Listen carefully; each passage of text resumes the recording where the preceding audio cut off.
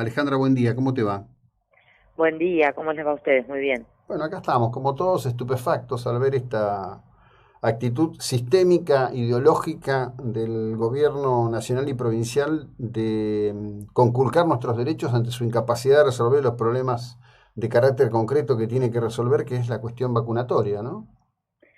Sí, y lo peor de todo eso es que esto ha costado muchas vidas, ¿no? Ujú. La verdad es que también uno mira con asombro que sus incapacidades, bueno, las vuelcan primero en una ideologización que hace que, por ejemplo, ayer el Congreso tenga un bloqueo de una propuesta del Frente Opositor, que era una propuesta que además ya venía siendo una propuesta desde marzo, desde antes con las negociaciones de Pfizer, luego de eso y hasta el momento hubo 39.000 fallecimientos más, pero además venimos diciendo, venimos preguntando por qué no tenemos como esos 116 países el acceso a vacunas eficaces, eficientes, un abanico más grande, como son las de Pfizer, la de Moderna, la de Janssen. La verdad es que se viene diciendo, se viene preguntando, se está haciendo un trabajo legislativo de hace mucho tiempo, y bueno, y ayer termina con un rechazo de parte del oficialismo y a las pocas horas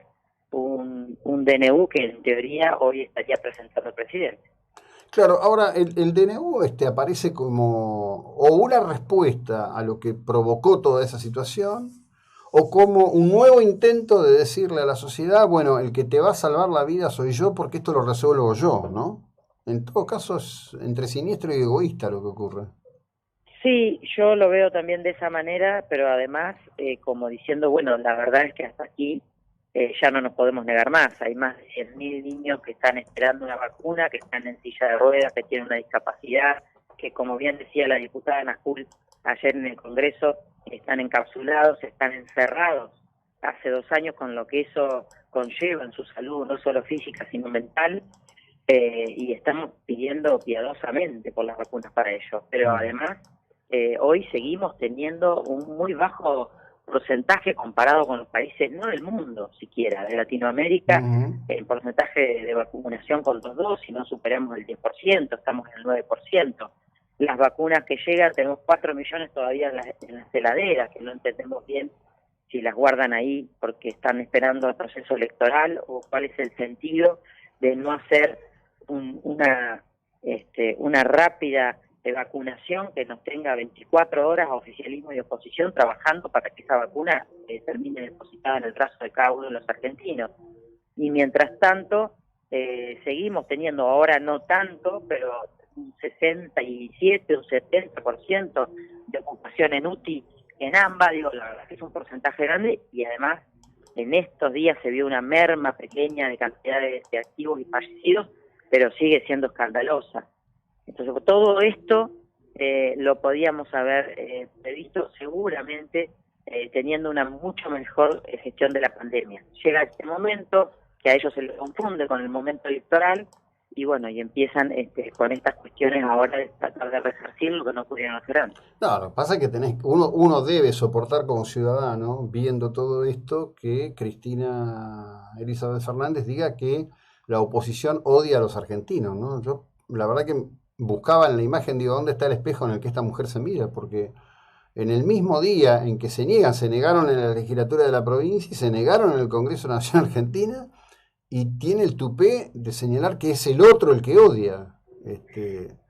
Bueno, tienen un relato que ha hecho mella en un porcentaje no tan grande de la población y que yo creo que hoy la población, habiendo visto la economía rota, la salud, que no es prioridad evidentemente, la educación, las escuelas cerradas desde hace más de 2 años, lo cual hace otra de las consecuencias que va a ser otra pandemia para nuestro país, porque si había algo que nos iba a sacar de esta decadencia era la educación. Hay muchísimos, pero muchísimos millones de chicos que están fuera hoy del sistema educativo. Sí, claro. Y digo, yo hablo con la gente en mi ciudad, ayer hablaba con una madre de un único hijo que me decía, mi hijo no tiene computadora, no puede acceder a una computadora, tiene que ir a imprimir los deberes para hacerlos en su casa, porque la computadora que tenemos es vieja y no carga el archivo pesado de los deberes que le dan, entonces hay días de lluvia, días feos que no puede ir a buscar esos deberes, o sea, todo se hace muy costoso sin la escuela. y Sí, esto sí. tampoco lo están midiendo. Entonces no sé cuál es el odio que puede tener un frente político que está insistiendo con la educación porque sabe que es la única salida, está insistiendo con que la vacunación mucho más rápida y mejor gestionada, está insistiendo con los derechos humanos cuando ve lo que ocurre en Formosa, lo mismo que ocurrió en Santiago del Estero, ¿no? Siempre cargando a esa niña que posteriormente falleció. Digo, en este año y pico tuvimos mucha experiencia y entendemos que al principio de la pandemia puede haber habido errores, porque era una pandemia que nadie sabía gobernar. Ahora, pasó más de un año, casi medio, y estamos en una situación igual con las escuelas, parecido en los sanitarios. Sí, claro.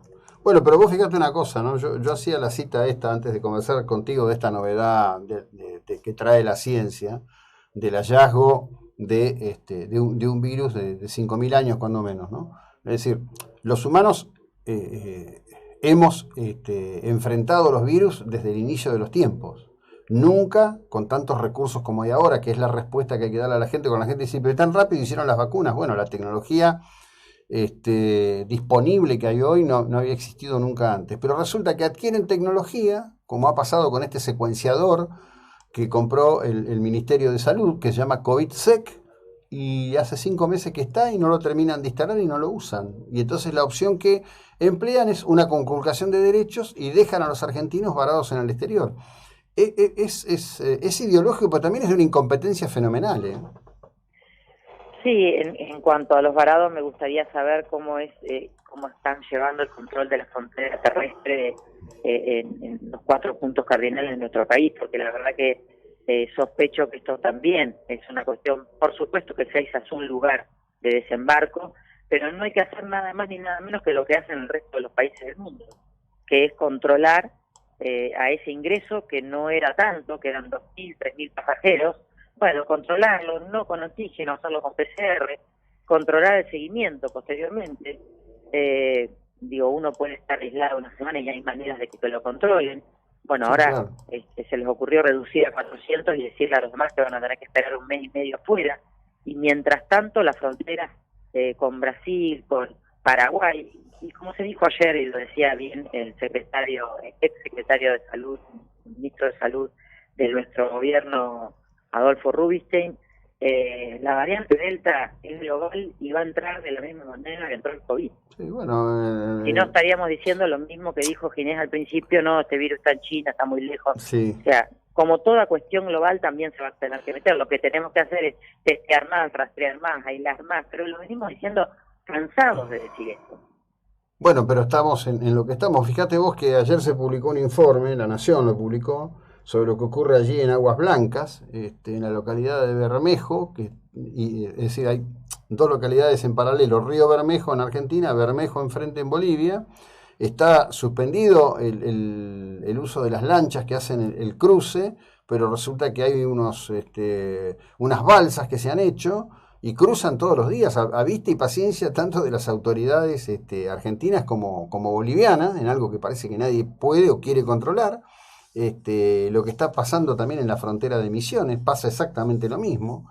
Y el único lugar que quieren controlar, y vuelvo al tema de la ideología, es Ezeiza para estigmatizar al que viajó afuera.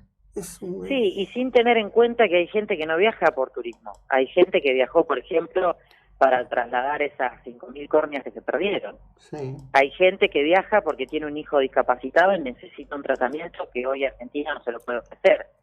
Hay gente que trabaja en investigaciones que nos pueden traer progreso a la Argentina y que fueron justamente a un hospital o a hacer algo que tenga que ver con su capacidad de aprender un tema que lo ha volcado en nuestro país y luego se quedó varado allí. Digo, no todos son turistas, no todos tienen la capacidad de poder quedarse un mes y pico con las familias varadas. O sea, no hay derecho, es inconstitucional totalmente. Lo que sí tienen que hacer es controlar, por supuesto, Ezeiza como todas las fronteras de la Argentina para que la variante Delta se retrase o todas las variantes que vengan se retrasen lo más posible hasta que tengamos eso que tenemos que tener, que son las vacunas puestas en los brazos de los argentinos, no solamente las Sputnik, la AstraZeneca, sino todo el abanico de vacunas que hay, y ya a esta altura nos hemos perdido hasta la donación que que efectuaba Biden, y ojalá estemos a tiempo, para todos los países de Latinoamérica, menos la Argentina, que está en una situación distinta y entonces no puede recibir esa donación. No, una locura, una locura. Alejandra, como siempre, gracias, buena jornada, muy amable. No, muchas gracias a ustedes. Bueno, seguimos en un instante. Esta era la diputada Alejandra Lorden, médica.